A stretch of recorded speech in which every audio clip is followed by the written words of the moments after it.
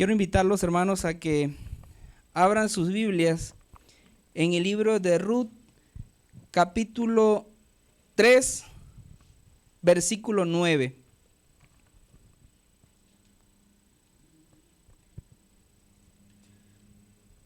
Ruth capítulo 3, versículo 9.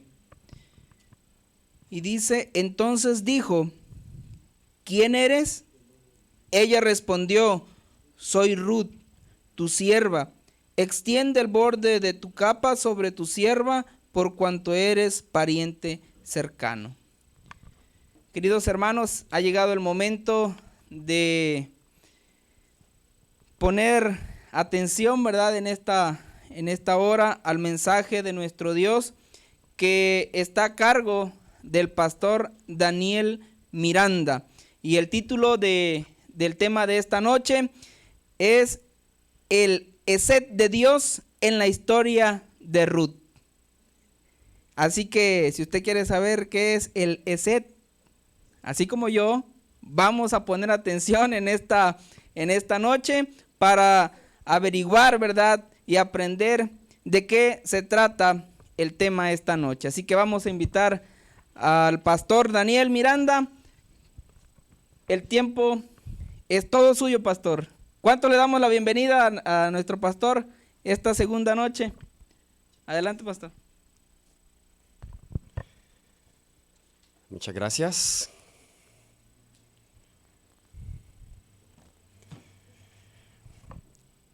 Muy bien, apreciados hermanos, una vez más les saludo en el nombre de Jesucristo. El Señor les bendiga y les guarde. Qué gozo poder estar una noche más con ustedes. Que la gracia y la paz de Dios sea con cada uno de vosotros a esta hora. Como bien se ha anunciado, el título de nuestro tema hoy tiene que ver con un estudio que le vamos a hacer al libro de Ruth, donde vamos a descubrir el Gesed de Dios. Esa palabra en hebreo significa la fidelidad de Dios, el Dios que es fiel. Sé que hemos orado, pero quiero invitarles a que allí donde estén, de nuevo inclinen sus rostros conmigo para tener una palabra de oración. Oremos. Querido Padre Celestial que moras y reinas en las alturas de los cielos, a esta hora, Señor, al comenzar el estudio de tu palabra, queremos pedir, Padre mío, que tú nos ayudes a entenderla. Entendemos que humanamente no podemos entender este libro, pues nuestras mentes están debilitadas por el pecado. Necesitamos la iluminación divina tuya para poder entender no solamente la teoría, sino cómo esto se aplica a cada uno de nosotros. En el nombre de Cristo Jesús, amén. Queremos también saludar antes de comenzar este tema a aquellos que nos están viendo o nos verán a través de las redes sociales, YouTube, Facebook. Gracias por estar con nosotros, no te pierdas estos temas, y si no pudiste venir la primera noche a la iglesia o no has visto el primer video, puedes ir allí a la página de YouTube, creo que es Adventista Central Juárez, también en Facebook, y allí podrán ver estos videos de esta campaña. También reiterar lo que se había dicho en los anuncios. Si usted desea ver los programas, los videos que nosotros producimos, usted puede ir allá a YouTube, Zoom TV Latino, y allí se suscribe, activa la campanita y puede recibir las notificaciones de los videos que nosotros subimos cada semana. Tenemos un programa, que sé que algunos acá ven ese programa, que es uno de los programas más vistos, y se llama Me Gustaría Saber. ¿Cuántos han visto ese programa? Me Gustaría Saber. Hay algunos que lo ven. Es un programa de preguntas y respuestas. Los hermanos nos envían preguntas y las respondemos allí media hora, solamente dura el programa, y cada semana sale un episodio nuevo. Ya lo llevamos haciendo por más de 2 años, así que hay todo tipo de preguntas. Por ejemplo, ¿qué pasó con los dinosaurios en el diluvio? ¿Creó Dios los dinosaurios? ¿O cuál es el tiempo de angustia? ¿Cuáles son los eventos que faltan de aquí hasta que Jesús venga por segunda vez? Todo ese tipo de preguntas nos llegan al ministerio, así que es un buen recurso para que usted pueda estudiar porque también le van a hacer ese tipo de preguntas a ustedes. Si usted quiere saber qué preguntas se han respondido, descargue nuestra app, se llama Zoom TV. Y allí usted puede crear una cuenta gratis con su correo y accede a todos nuestros programas y también a todas las guías del Pastor Esteban Borg gratis. Ahí puede descargarlas en nuestra app. Y si va al programa Me Gustaría Saber, usted podrá ver todas las preguntas que se han respondido en 2 años. Entonces, si por alguna razón está en un estudio bíblico y alguien le hizo una pregunta y no sabe responderla, usted la busca rápidamente. Vamos a ver si la respondieron y quizá la hayamos ya respondido. Ahora, esto lo decimos no para que reemplace el estudio personal de la Biblia, sino como una ayuda complementaria. Bien, entonces queremos animarles a que puedan suscribirse a nuestro canal y también hay una tarjetita que ustedes recibirán. Esa tarjetita es para que llenen sus datos si desea recibir nuestro newsletter, el noticiero que nosotros sacamos. También si desea recibir noticias actuales y material del ministerio, notas del Pastor Esteban Borg, también pueden llenar esa tarjetita y especificar cómo desea recibirla. Para ustedes en México la opción que hay es la opción de correo electrónico. Así que pueden también hacer eso. Bien, hermanos, vamos a comenzar entonces con nuestro estudio y espero que hayan traído sus Biblias. ¿Cuántos trajeron la Biblia? Levanten por favor la Biblia. Quiero ver esas Biblias arriba, excelente. El que no haya traído Biblia, comparta con el que está al lado, ¿okay? Para que puedan también ellos ver. Hoy vamos a usar la Biblia profusamente. Hoy vamos a usar la Biblia mucho, así que estén concentrados porque el tema de hoy es bastante extenso, vamos a tratar de utilizar el tiempo al máximo. Es un estudio fascinante sobre el libro de Ruth. ¿Cuántos han estudiado el libro de Ruth antes? Ok, aquí hay algunos. Yo recuerdo que el libro de Ruth era un libro que mi madre usaba cuando yo era niño para contarme las historias. Y yo crecí pensando que el libro de Ruth era solamente un libro para los niños, para contar las historias de Dios. Pero al estudiar más profundamente el libro de Ruth, me di cuenta que está cargado de mensaje teológico y redentivo para nosotros hoy. Así que vamos a tratar de descifrar esos mensajes de esperanza en el libro de Ruth. Quiero que vayan conmigo al libro de Génesis. Vamos a comenzar allí. Libro de Génesis, el capítulo 1. Versículo 26. Génesis capítulo 1, versículo 26. Vamos a comenzar hablando acerca del plan original de Dios para el ser humano. La palabra de Dios nos dice en el versículo 26, entonces dijo Dios, hagamos al hombre a nuestra imagen, conforme a nuestra semejanza, y tenga potestad sobre los peces del mar, las aves de los cielos, las bestias, sobre toda la tierra y sobre todo animal que se arrastra sobre la tierra. Nótese que cuando Dios crea al hombre y le da su imagen y semejanza, también le da 2 funciones. Primero, él iba a ser el rey o el comandante de la tierra. Y segundo, ese reino que él iba a tener iba a ser la autoridad que Dios le daba sobre toda la creación, sobre todo el planeta Tierra. Así que no solamente él era rey, vicegerente de Dios en esta tierra, podemos decirlo, era un embajador. El embajador es el representante de una nación en un país extranjero. Adán era el embajador de Dios aquí en la tierra, en este nuevo mundo que Dios había creado, y su territorio era todo el planeta Tierra que Dios había creado. Pero nosotros sabemos que este dominio y este poder y potestad que Dios le había dado a Adán y a Eva, él lo perdió debido al pecado. Y por eso Jesús en Juan el capítulo 12, versículo 31, le llama a Satanás el príncipe de este mundo. Vamos a ir a Juan, el capítulo 12, el versículo 31. Note lo que nos dice Jesús. Juan capítulo 12, versículo 31. Ahora es el juicio de este mundo. Ahora el príncipe de este mundo será echado fuera.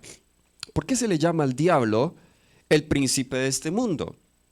¿Quién era el príncipe original? Era el hombre, era Adán. Ahora, si el diablo es el príncipe de este mundo, significa que de alguna manera el diablo se lo quitó a Adán. ¿Cómo se lo quitó? Bien, cuando él lo venció allí, en el jardín del Edén. Por eso el diablo, cuando se le aparece a Jesús, en Lucas el capítulo 4, allí en el desierto de la tentación, el diablo tienta a Jesús y note que él le ofrece dos cosas, las mismas dos cosas que le fueron dadas a Adán y que las perdió. Lucas el capítulo 4, versículo 6. Nos dice la palabra de Dios. Le dijo el diablo, este es el diablo hablando con Jesús, a ti te daré todo el poder de estos reinos y la gloria de ellos, porque a mí me ha sido entregada y a quien quiero, yo la doy. Les hago una pregunta, ¿el diablo estaba mintiendo? ¿Estaba diciendo la verdad? Sí, pero al diablo se le estaba olvidando algo, que por encima de Adán, ¿quién estaba? Estaba Dios. Así que aunque él le había arrebatado el reino a Adán, se le había olvidado que Jesús mismo estaba por encima de Adán. Así que Satanás le ofrece a Jesús dos cosas que él le había robado a Adán desde el principio. El reino como función y la tierra como su dominio o como su territorio. Ahora vamos a 2 de Pedro, el capítulo 2 y el versículo 19. 2 de Pedro, el capítulo 2 y el versículo 19. Aquí vemos un principio, el principio de dominio. Nos dice 2 de Pedro, el capítulo 2, el versículo 19. Les prometen libertad y son ellos mismos esclavos de corrupción, pues el que es vencido por alguno es hecho esclavo del que lo venció. Y esto fue lo que pasó con Adán y con Eva en el jardín del Edén. Ya que ellos fueron vencidos por el diablo, ahora se hacen esclavos del diablo. Saben, hay una idea falsa que muchas personas tienen que creen que pueden tener verdadera libertad aparte de Dios. Y algunos jóvenes de manera especial cuando llegan a la edad de la adolescencia comienzan a experimentar el mundo o ven el mundo, ven las influencias del mundo, creen que la religión es esclavitud que no les permite disfrutar o ser libres. Yo era uno de esos jóvenes necios. Recuerdo a la edad de 14 años, decidí que no quería más estar en la iglesia. Decidí que iba a dejar la iglesia, le dije a mi mamá, recuerdo esas palabras, que quería tener libertad. Entonces, pero vaya libertad, fue esclavitud. Porque es que el pecado no da libertad. El pecado trae esclavitud. Esclavitud a las drogas, esclavitud a muchas otras cosas, al dinero, esclavitud a las personas. Y eso no es lo que Dios quiere para nosotros. Ya que Satanás entonces le quita el dominio a Adán, y Adán era el representante de esta tierra antes del pecado. Vamos a Salmo, capítulo 8. Salmo capítulo 8, vemos que Dios había hecho a Adán no solamente el rey, sino el representante de esta tierra. Nos dice Salmo capítulo 8, vamos a leer el versículo 3 y 4. De hecho, vamos a leer el 5 solamente. Salmo capítulo 8, versículo 5. Salmo capítulo 8, versículo 5 nos dice: ¿lo has hecho poco menor que los ángeles? ¿Y lo qué cosa? y lo coronaste de gloria y de honra. Les hago una pregunta, ¿quiénes son los únicos que son coronados? Los reyes, ¿cierto? Adán era ¿quién? Era el rey y era también el representante de este mundo. Ahora, como les dije, como él era el embajador, pues hay momentos en que los embajadores se reúnen con el presidente, ¿cierto? El presidente quiere llamar y quiere saber cómo está dicho país.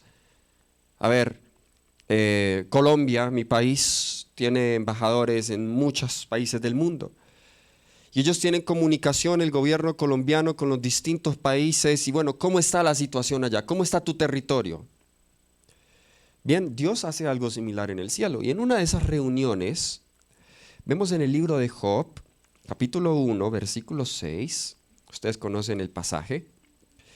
Aquí hay una reunión con esos embajadores que Dios tiene en todo el universo. ¿Sabían ustedes que no solamente existe vida aquí en el planeta Tierra?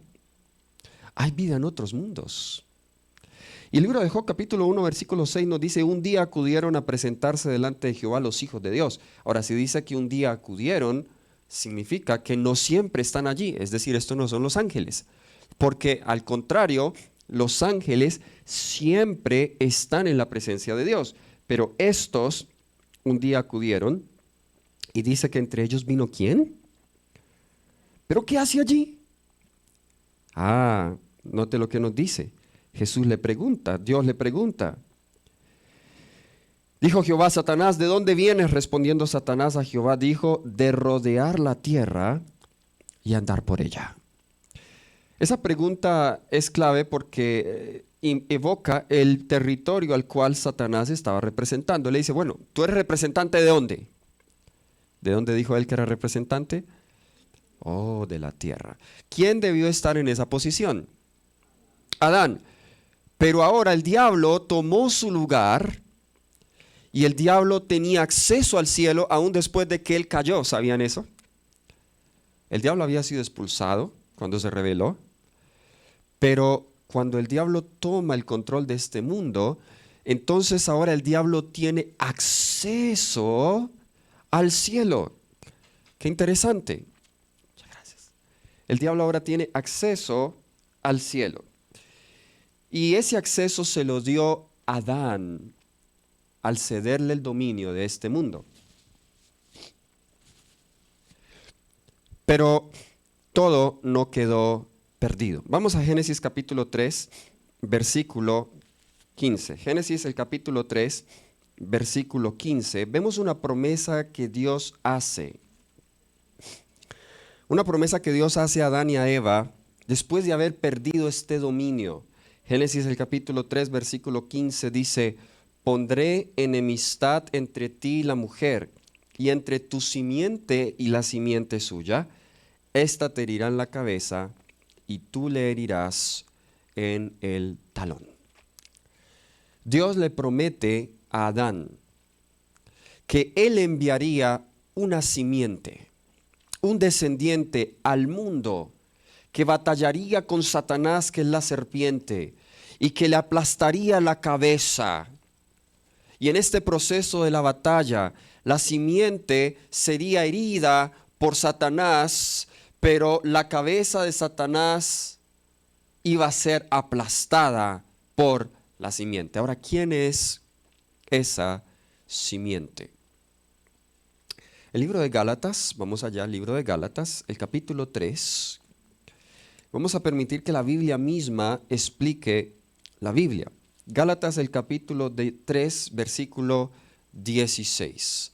Gálatas el capítulo 3, versículo 16. Nos dice la palabra de Dios, ahora bien, a Abraham fueron hechas las promesas y a su descendencia. Estamos hablando esta semana de Dios que cumple ¿qué? Sus promesas. Y a Abraham se le había hecho una promesa. Y ayer hablamos un poco de esa promesa. Y dice que a su descendencia, o como dice en el hebreo, a su simiente. No dice, y a los descendientes como si hablara de muchos, sino como de uno, y a tu descendencia o a tu simiente, ¿la cual es quién? la cual es Cristo. Entonces, esa simiente que vendría y le arrebataría el dominio a Satanás para devolvérselo a los seres humanos es Cristo Jesús. Él es el que vendría a tener un solo combat con Satanás. Y allí los dos en el cuadrilátero, disputándose el dominio de este mundo. Ahora, vamos a Apocalipsis capítulo 12, versículo 4. ¿Saben? Satanás sabía esto y todo el Antiguo Testamento, nosotros vemos que Satanás hace un esfuerzo casi sobrenatural para evitar que nazca la simiente. Y aquí vemos en Apocalipsis capítulo 12, versículo 4. Apocalipsis capítulo 12, versículo 4. Hablando de este dragón que es el diablo y Satanás, note lo que él intentaría hacer. Hay la visión de una mujer en embarazo, ¿ok? Y ese bebé que se está esperando es Cristo Jesús.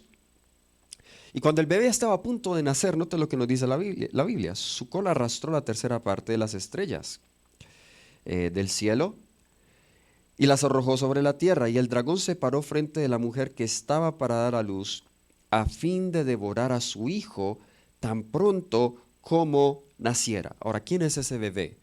El versículo 5 al final dice que este niño que nació fue arrebatado para Dios y para su trono. Es decir, este bebé era Jesús. ¿Saben ustedes por qué fue que el diablo instigó a Caín a matar a Abel? Porque él creía que Abel era la simiente. Y así vemos sucesivamente, con Moisés vemos lo mismo. Cuando Moisés nace, el diablo creía que esa era la simiente e instiga al faraón a matar a todos los bebés varones. Todo el Antiguo Testamento vemos esa lucha de Satanás intentando y previniendo que nazca la simiente. Ahora, eso mismo lo vemos en el libro de Ruth. Vamos entonces al libro de Ruth y vamos a mirar cómo el libro de Ruth nos muestra por adelantado esa promesa que Dios había hecho a su pueblo de redención.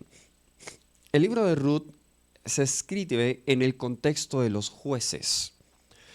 Ahora, si usted estudia el libro de los jueces, lo cual no tenemos tiempo para hacer ahora, usted notará que en ese periodo de los jueces, que no había rey, había profunda apostasía. Todo el mundo hacía lo que quería, nos dice el libro de jueces, a tal punto que una tribu casi se extingue completamente. ¿Recuerdan la tribu de Benjamín? Porque los benjamitas habían caído en tal apostasía que había inmoralidad sexual y estaban practicando cosas similares a los de Sodoma. Y hay una guerra interna ahí entre las tribus. Bien, en ese contexto se escribe el libro de Ruth. Pero había una familia fiel en medio de esa apostasía. Y Satanás temía que la simiente pudiese venir de esta familia. Vamos a Ruth capítulo 1, versículo 2. Ruth capítulo 1, versículo 2. La familia de un hombre que se llamaba Elimelech. Dice, aquel hombre se llamaba Elimelech y su mujer Naomi, o Noemí, y los nombres de sus hijos eran Malón y Kelión, efrateos de Belén de Judá. Llegaron pues a los campos de Moab y se quedaron allí. Ahora, ¿por qué ellos deciden ir a Moab? Versículo 1 nos dice, aconteció en los días en que gobernaban los jueces, que hubo hambre en la tierra, y un hombre de Belén de Judá fue a vivir en los campos de Moab con su mujer y sus 2 hijos. No hay duda que esta hambruna fue causada por Satanás, por un propósito específico. Como la Biblia nos cuenta, la historia de José, por ejemplo, fue un esfuerzo también de Satanás de evitar, porque él creía que José también era la simiente, evitar que la simiente viviera. Aquí estamos viendo que Satanás ve que esta familia es fiel y sospecha que quizá a través de ellos venga la simiente. Ahora, ¿por qué estoy yo llegando a esta conclusión? Usted dirá, pero bueno, ¿acaso no habían otras familias fieles? Sí habían otras familias fieles, es posible. Pero ¿saben ustedes? Me voy a adelantar un poco en la historia. ¿Saben ustedes quién vino como resultado de la relación de Boaz y Ruth? ¿Quién nació? Vamos al final del libro de Ruth y aquí vamos a ver por qué estamos usando esta historia. Al final del libro de Ruth, en el capítulo 4, versículos 18 al 20. Ruth capítulo 4, versículo 18 al 20. Nos dice la palabra de Dios. Estas son las generaciones de Fares. Fares engendró a Esrón. Esrón engendró a Ram. Ram engendró a Aminadab. Aminadab engendró a Nasón. Nasón engendró a Salmón. Salmón engendró a Boz. Y Boz engendró a Obed. Obed engendró a Isaí. E Isaí engendró a David. Así que, ¿quién vino de esta genealogía? Vino David. Ahora, ¿Jesús fue descendiente de quién? ¿Cómo le llamaban a Jesús constantemente? El hijo de David. José era descendiente de David. En otras palabras, si esta familia hubiese muerto por la hambruna, quizá nunca nosotros hubiésemos tenido alguien como Jesús que naciese de esta familia. Ahora, ¿qué pasó con todos los varones de esta familia? Vamos a la historia. Llegan allí, supuestamente están huyendo de la hambruna, pero ahora el versículo 3 nos dice que Elimelech muere, el marido de Noemí, y ella queda con sus 2 hijos. Ellos luego se casan con 2 mujeres moabitas, Orfa y Ruth. Habitan 10 años, pero nos dice el versículo 5 que ellos también mueren y queda la mujer desamparada sin sus 2 hijos y sin su marido. ¿Están mirando cómo Satanás está trabajando detrás del telón? Qué interesante, mata a los 2 hombres. ¿Por qué a los 2 hombres? A los 3 hombres, de hecho. ¿Por qué mata a los hombres de esta familia? Bien, antiguamente, la herencia, y vamos a mirar un poco acerca de esto, la herencia se transmitía a través de los varones de una familia. ¿Ok?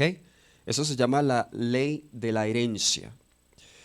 Dios había estipulado que en la tierra de Canaán nadie podía quedarse sin tierra. Y por eso un varón de cada familia, él debía preservar el nombre de la persona que le precedía a él. O en el caso que un hermano, por ciertas razones, tuviera que vender su propiedad, el pariente más cercano podía redimir la propiedad de su hermano para que el nombre de su hermano no pereciera. Bien, aquí los 2 hermanos mueren y el papá muere. En otras palabras, el diablo quiere que esta familia se quede sin herencia y que el nombre de Elimelech sea borrado de las genealogías. Parece que todo estaba perdido, pero nosotros ahora vemos aquí algo muy interesante. Noemí está decepcionada. Ella cuestiona a Dios. ¿Cómo es posible que esto me sucede a mí? Así como muchas veces nosotros podemos cuestionar a Dios. Y decimos, bueno, Señor, si estoy haciendo tu voluntad, ¿por qué cosas malas suceden a los hijos fieles? Porque habíamos dicho que esta era una familia fiel, ¿cierto? ¿Por qué cosas malas le suceden a los fieles? Una pregunta bien difícil de responder. Bien, el libro de Ruth y el libro de Job nos muestran que no siempre nos suceden cosas malas porque estamos haciendo algo malo, sino que hay alguien detrás, hay un enemigo que está interesado en la destrucción tuya y en la destrucción mía. Y eso es lo que estamos viendo en esta historia. Ahora, no tengo tiempo para ir en todos los detalles de la historia, pero Noemí decide regresar a su tierra. Y sus 2 nueras quieren regresar con ella, Pero ella les dice, mira, yo ya no tengo hijos. Ustedes no pueden casarse con un hijo, y si yo tuviera un hijo ahora, tendrían que esperar muchos años para volverse a casar con él. Regrese a tu tierra, regresa a tus dioses. Orfa decide regresar, pero Noemí decide quedarse. Y nota lo que dice el versículo 16. Ruth respondió, no me ruegues que te deje y me aparte de ti, porque a donde quiera que tú vayas, iré yo, y donde quiera que vivas, viviré. Tu pueblo será mi pueblo, y tu Dios será mi Dios. Qué maravilloso, que aunque Satanás haya intentado prevenir el nacimiento o la venida de esa simiente, al forzar a Elimelech y a su familia a dejar Belén, dicho sea de paso, bueno, esta Belén, está la Belén de Efrata, no es la misma Belén, pero Jesús, qué interesante. No, perdón, esta es Belén de Judá, donde nació Jesús, donde nacería Jesús. Qué interesante que aún esta familia vivía en la misma ciudad donde nacería Jesús. Sin embargo, ahora hay una mujer, Ruth, que desea irse con Noemí. Ella desea ser fiel al Dios del cielo. Ahora, lo que muchos no saben es que los moabitas habían sido, aunque eran descendientes también de Abraham y de Lot, los moabitas se habían convertido en una nación pagana. Ustedes recordarán allí Números capítulo 24, cuando los israelitas estaban a punto de cruzar el Jordán, hay una apostasía a orillas del Jordán y unas mujeres moabitas entran y ellas seducen a los hombres israelitas y hay gran mortandad. ¿Recuerdan esa historia algunos? Es decir, que las mujeres moabitas en la Biblia no tenían buena reputación. Pero aquí hay una excepción, una mujer que es verdadera creyente en Dios. Ruth, al decir las palabras, tu pueblo será mi pueblo, tu Dios será mi Dios, Ruth acepta ser parte del pueblo del pacto. Porque esa expresión es una expresión de pacto. Cuando hacemos un pacto con Dios, encontramos esa expresión, yo soy tu Dios, tú eres mi pueblo. Ruth entra en esa relación con Dios. Ahora, vamos al capítulo 2, versículo 1. Noemí tenía un pariente y este pariente se llamaba Boaz. Nos dice Ruth capítulo 2, versículo 1. Tenía Noemí un pariente de su marido, hombre rico de la familia de Elimelech, el cual se llamaba Boaz. Ahora, Boaz en esta historia vamos a notar que era un tipo de Jesús. Ahora, cuando decimos la palabra tipo en la Biblia, tipo hace referencia a una figura, a una sombra o a un ejemplo de Jesús. En otras palabras, Boaz en miniatura iba a hacer algo parecido o similar a lo que Jesús haría. Yo al menos, en mi estudio del libro de Ruth, saqué al menos 8 o 9 paralelos entre Boaz y Jesús. Y no voy a tener tiempo de leer todas las citas, pero por ejemplo aquí nos dice que Boaz era rico. Hablando de Jesús, también la Biblia nos dice que Él es rico en ambos tesoros y misericordia y bondad. Boaz dice que era un buen mayordomo.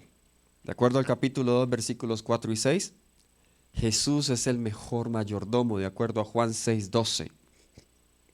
Boaz se le llama bendito del Señor en Ruth capítulo 2, versículo 4.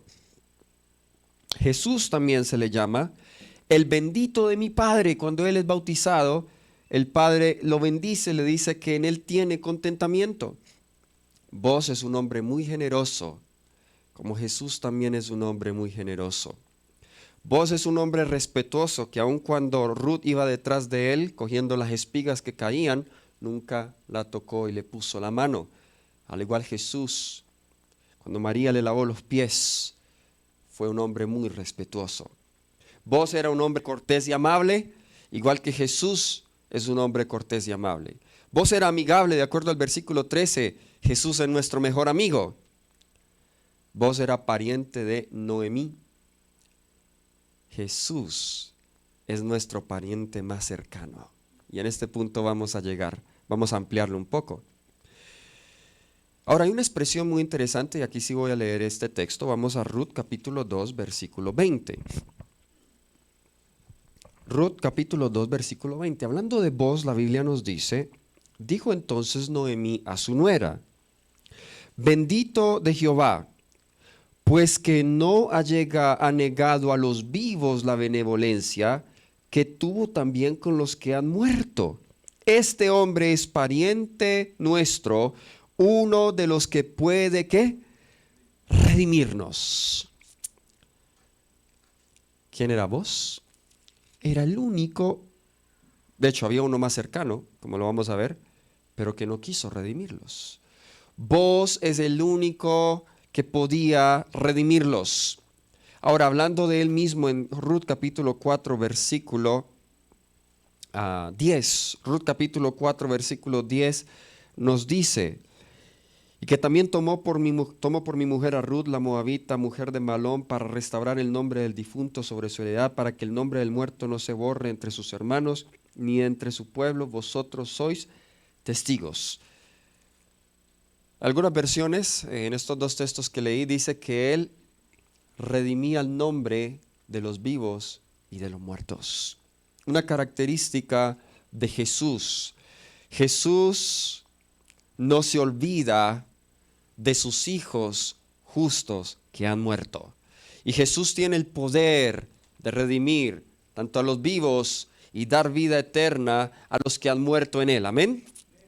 Ese es Jesús. Ahora, en esta historia, y ahora vamos a ir a Jesús, en esta historia, ya que todos los hombres de ese hogar, de esa familia habían muerto, solo había dos parientes cercanos a Elimelec que podían restaurar el nombre de él. Ahora, ¿cómo lo hacía? La forma para hacerlo era que uno de ellos debía casarse con Ruth, quien fue la única que decidió regresar. Y para eso debía ser aprobado por los jueces y por testigos. ¿Ok?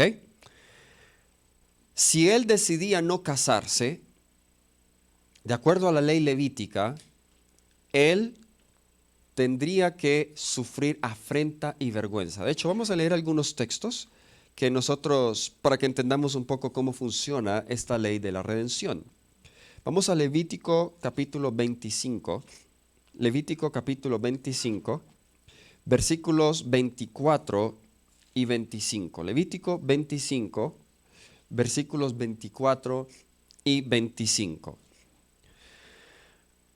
Nos dice la Biblia, por tanto, en toda tierra de vuestra posesión otorgaréis derecho a rescatar la tierra. Versículo 25. Si tu hermano empobrece y vende algo de su posesión, entonces su pariente más próximo vendrá y rescatará lo que su hermano haya vendido. ¿Quién era el que podía rescatar lo que se había perdido? El pariente más próximo. Tenía que ser pariente de sangre.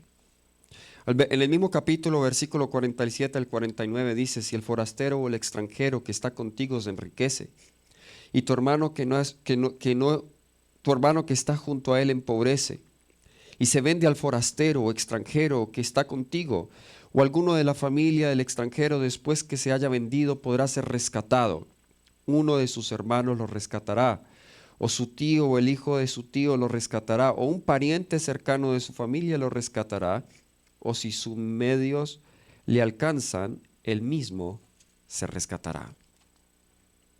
Ahora, aunque en la historia, en la ley de la redención, si una persona tenía medios podía rescatarse, en redención no es así. ¿Quién representa al forastero? ¿Quién representa a quien el hermano que empobrece tiene que vender todo y ahora él se queda con sus posesiones? ¿A quién representa él? Él representa al diablo. ¿Quién es el que quitó nuestra posesión?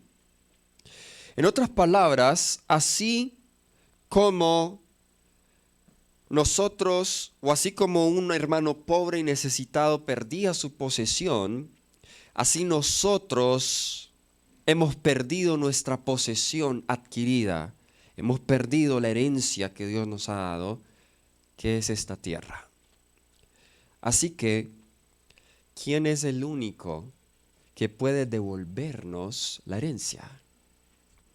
De acuerdo a la ley de la herencia, ¿quién podía? El pariente más cercano. Pero aquí tenemos un problema. Porque Jesús, aunque Él fue quien nos creó, Jesús, antes de venir a esta tierra, Jesús no era el pariente más cercano. ¿Saben por qué? ¿Cómo es que nosotros probamos que uno tiene parentesco con alguien? ¿Qué hacen hoy para probar eso? ADN, ¿cierto? Prueba de sangre. Jesús, como Dios, no podía redimir la herencia perdida del ser humano. ¿Qué tuvo que hacer Jesús? Miren, eso es muy profundo y aquí nosotros podemos entrar a un tema bien interesante que tiene que ver con la naturaleza de Jesús, pero lo vamos a dejar solo hasta allí en Hebreos el capítulo 2, versículo 14. Hebreos el capítulo 2, versículo 14. Nos dice así que, por cuanto los hijos participaron de carne y sangre, Él también participó de lo mismo, para destruir por medio de la muerte al que tenía el imperio de la muerte. ¿Esto es a quién? Al diablo.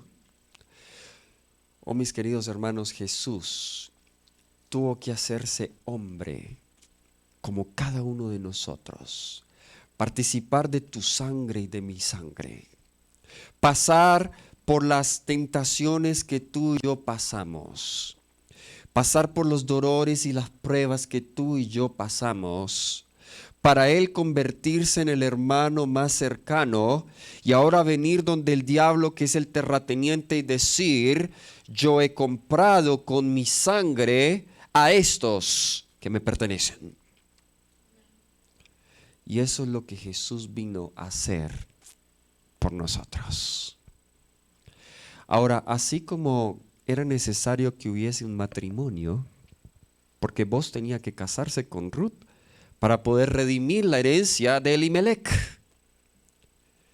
así también debe haber un matrimonio entre nosotros y Dios. Ese matrimonio, esa ceremonia era muy interesante, porque quizá en nuestra cultura esto se vea mal, pero en la cultura hebrea esto no se veía mal. Cuando una mujer quería que se redimiese el nombre de su esposo, ella era la que pedía la mano. ¿Sí sabían eso? En otras palabras, la mujer iba donde el hombre y le decía: cásate conmigo. Y eso fue lo que hizo Ruth. Vamos a mirar cómo lo hizo Ruth. Y para eso hay que entender un poco acerca de la cultura hebrea, porque en ese simbolismo no se alcanza a percibir lo que ella hizo. Vamos a Ruth el capítulo 3. Ruth el capítulo 3. Y vamos a mirar algo que ella hace aconsejada por su nuera Noemí. Ruth el capítulo 3. Vamos a mirar, ya les doy el versículo. Ruth capítulo 3, vamos a comenzar desde el versículo 1. Un día le dijo su suegra Noemí: hija mía, ¿no debo buscarte un hogar para que te vaya bien? Versículo 2. ¿No es vos nuestro pariente con cuyas criadas has estado? Esta noche él avienta la parva de las cebadas. Ahora noten las tres cosas que tenía que hacer ella. Te lavarás, pues, te perfumarás, te pondrás tu mejor vestido e irás a la era pero no te presentarás al hombre hasta que él haya acabado de comer y de beber. Cuando se acueste, fíjate en el lugar que se acuesta, ve, descubre sus pies y acuéstate allí. Él mismo te dirá lo que debes hacer. Interesante. Si una mujer hace eso hoy, diría que es una mujer coqueta, ¿cierto? ¿Cómo es que va a ir donde el hombre que se acuesta y le levanta el vestido y se acuesta a los pies de él? Pero esto tiene un simbolismo. 3 cosas tenía que hacer: lavarse y ungirse, luego colocarse el mejor vestido y número 3, acostarse a los pies. Y de esa manera ella le diría a vos: cásate conmigo, redime el nombre de mi esposo. ¿Cómo nosotros podemos ofrecerle matrimonio a Jesús? De la misma manera. Número 1, ¿cómo nos lavamos y cómo nos ungimos? Vamos a Salmo 51, 7. Porque esos 3 pasos, hermanos, son los 3 pasos que tú y yo debemos tomar para poder entrar en una relación matrimonial con Jesús. No podemos ir a Él, o más bien, voy a corregir lo que iba a decir, no podemos sellar ese pacto con Jesús si no hacemos estas 3 cosas. Salmo 51, versículo 7 nos dice: purifícame con hisopo y seré limpio. Lávame y seré más blanco que la nieve. Ahora, en este texto, si usted lee todo el Salmo, David en el Salmo 51 está confesando su pecado, el pecado que él había cometido con Betsabé, un pecado de adulterio, un pecado terrible. Y David sentía la necesidad de estar en buenos términos con Dios, y él entendía que no podía estar en buenos términos con Dios si él no experimentaba el arrepentimiento. Él entendía que el arrepentimiento no solamente es una declaración legal, no solamente es forénsico, sino que el verdadero perdón y arrepentimiento no solamente me declara justo, sino que transforma mi corazón.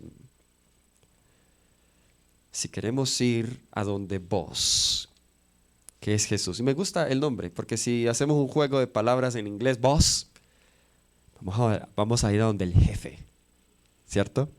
Si queremos ir donde el jefe, donde vos, que representa a Jesús, lavémonos con la sangre de Cristo Jesús.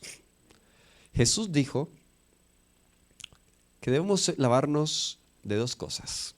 Juan 3, versículo 3 y versículo 5 dijo: el que no naciere de agua y de espíritu no puede ver el reino de los cielos. 2 cosas esenciales. Y vamos a hablar un poco de esto más adelante. ¿Ok? Número 2, debemos colocarnos el mejor vestido. ¿Cuál es ese vestido? ¿A qué tienda debo ir para conseguirlo? Vamos al Isaías 61, versículo 10. ¿Cuál es ese mejor vestido que Él desea colocarnos? Un vestido de bodas. Isaías 61, versículo 10 dice: en gran manera me gozaré en Jehová. Mi alma se alegrará en mi Dios, porque me vistió ¿con qué tipo de vestiduras? Vestiduras de salvación, me rodeó de manto de justicia, como a novio me atavió, como a novia adornada con sus joyas. ¿Saben cuál es ese manto? Es la justicia de Cristo. Ese manto es su carácter. Es decir, cuando yo voy a Él, y no quiero que ustedes queden con la idea de que yo estoy diciendo que hay que estar limpios para ir a Él, no. Yo voy a Él sucio, tal cual como soy, con todos mis pecados, con todos mis problemas. Yo voy a Jesús, y cuando yo voy a Jesús, entonces su sangre me limpia de todo pecado. Hay muchas personas que cometen el error en pensar: lo que pasa es que yo tengo primero que corregir esto para poder entonces ir a Jesús y aceptar a Jesús. No, eso es un error. Tú no tienes que esperar hasta ser mejor persona o a vencer cierto pecado para entonces ahora sí ir a Jesús, porque nunca lo vas a poder. Tú vas a Jesús para que Él te ayude con el problema de tu pecado. Y cuando Jesús nos limpia, Él mismo nos viste. Y luego, ¿qué debemos hacer? Así como Ruth se acuesta a los pies de Boaz, nosotros debamos sentarnos a los pies de Jesús. Hay una mujer que, de hecho, yo estoy convencido que ella amaba más a Jesús que los mismos 12 discípulos. María Magdalena. ¿Y saben cuál era el lugar favorito de María? En una ocasión incluso hubo una discusión entre ella y su hermana porque Jesús fue a visitarlos y tenemos aquí dos personalidades. Marta era la activa, Marta era la que le gustaba servir, cocinar, atender, pero María era la pasiva, la devocional, la reflexiva, la pensativa. Y entonces aquí Jesús está visitando a esta familia, y eso lo leemos en Lucas 8, versículo 35, Lucas el capítulo 8, de hecho, déjeme ver. Muy bien, en Lucas 8, versículo 35, vemos una referencia a los gadarenos sentados a los pies de Cristo Jesús, pero yo quiero también leer lo que dice la palabra de Dios en cuanto a María sentándose a los pies de Jesús. Mientras encuentro el texto, la historia dice que Jesús fue a visitar el hogar de María y el hogar de Marta. Y mientras Jesús estaba allí visitándoles, Marta le decía a Jesús, mira, mi hermana, dile a ella que me ayude a servir, porque me deja servir sola. Muchas gracias. 10:38. Muy bien. Nos dice, aconteció que yendo de camino entró en una aldea y una mujer llamada Marta lo recibió en su casa. Esta tenía una hermana que se llamaba María, la cual sentándose, ¿a dónde? A los pies de Jesús, así como los gadarenos que habíamos leído, oía su palabra. Marta, en cambio, se preocupaba con muchos quehaceres y acercándose dijo, Señor, ¿no te da cuidado que mi hermana me deje servir sola? Dile pues que me ayude.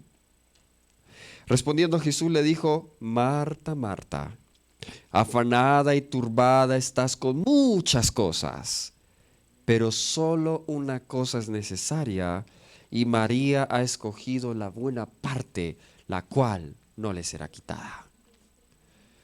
¿Cuál es la mejor parte?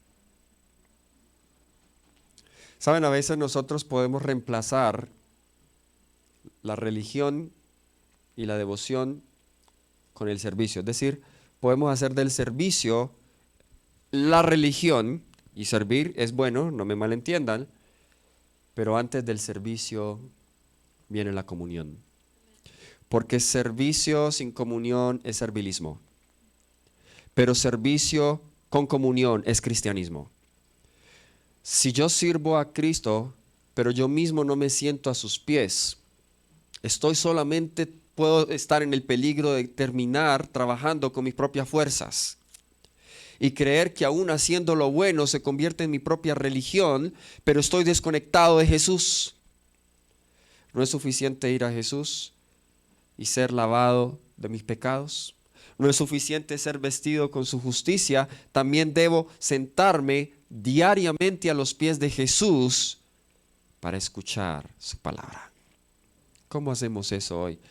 Algunos se preguntarán, bueno, pero Jesús está en el cielo, ¿cómo hoy me le siento a los pies? Eso lo hacemos leyendo la palabra y orando todos los días. Estamos en la época de la comunicación. nos comunicamos fácilmente. Las redes sociales facilitan la comunicación y eso ha sido positivo, pero ha sido negativo. Positivo porque podemos difundir un mensaje mucho más rápido, pero negativo porque ahora hablamos más con otras personas y menos con Jesús. Y yo me hago esta pregunta siempre y se las dejo para que reflexionemos. ¿Con quién hablo yo más? ¿En dónde dedico yo más tiempo? ¿Facebook? ¿WhatsApp? ¿Instagram? ¿TikTok? ¿Twitter? ¿Messenger? ¿Telegram? Y todas las redes que hay.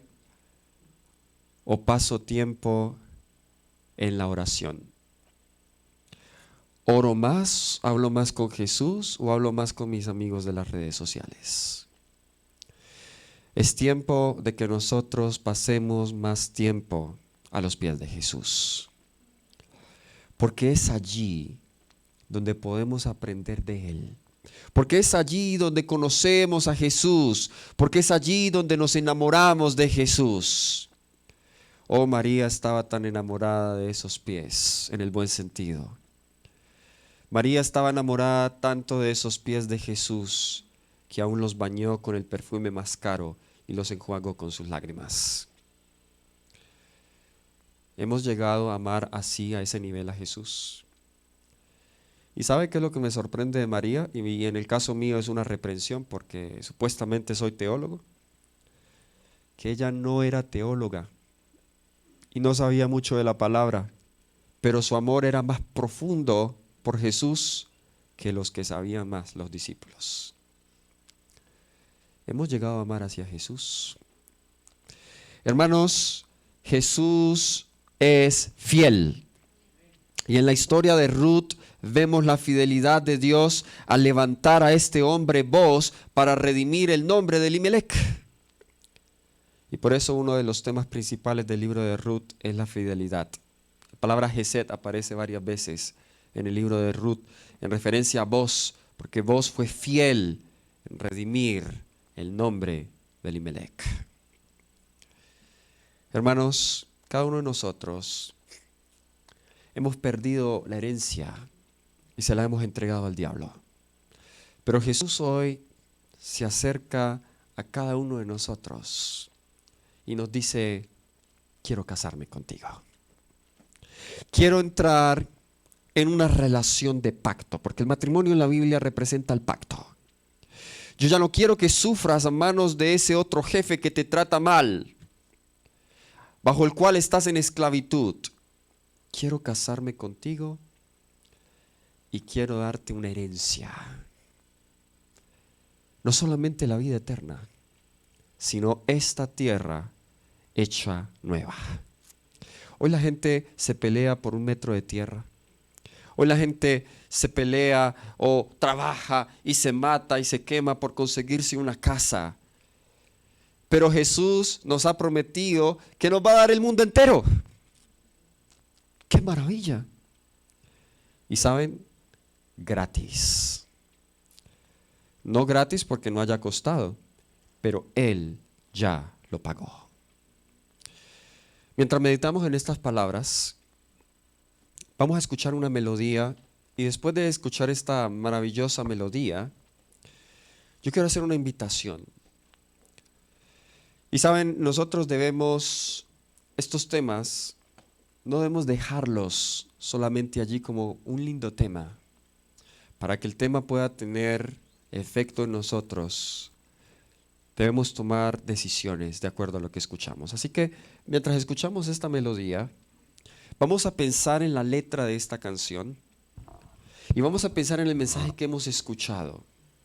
Y si tú te sientes impresionado por el Espíritu Santo de pasar aquí adelante, mientras nuestra hermana canta, puedes ir haciéndolo. No esperes hasta el final, mientras ella canta puedes pasar acá adelante. Yo quiero hacer una oración especial por ti en esta hora. Así que vamos a escuchar este hermoso especial para la honra y gloria de Dios.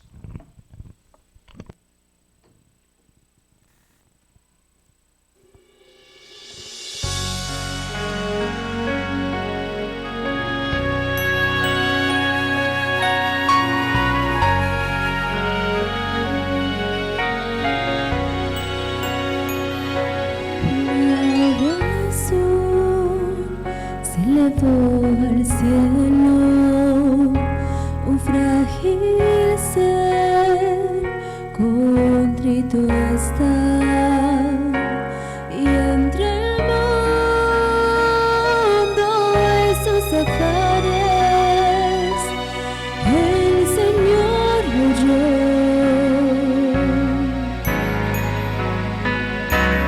Era una vida de fracasos, solo intentos sin lograr, pero el Señor que está en los cielos vio que en su mirada había amor.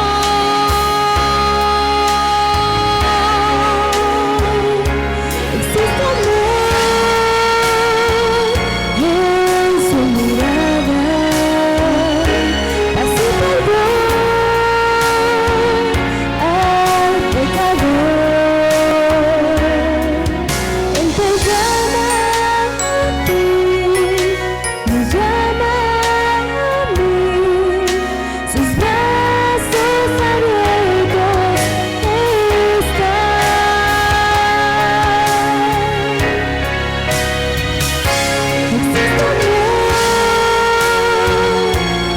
amor en su mirada, así perdón al pecador. Él te llama a ti, me llama a mí, sus brazos abiertos están.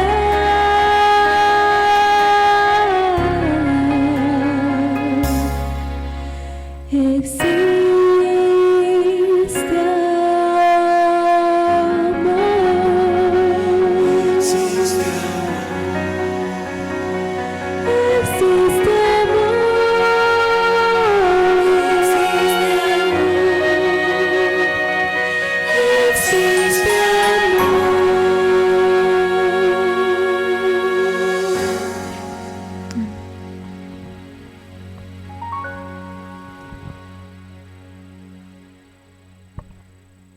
Hace 12 años,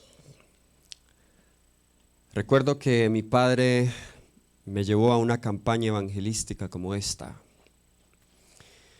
Y yo fui, pero no fui con el propósito de escuchar la palabra de Dios. La campaña se llevó a cabo en el puerto de Buenaventura, Colombia. Es un puerto pacífico.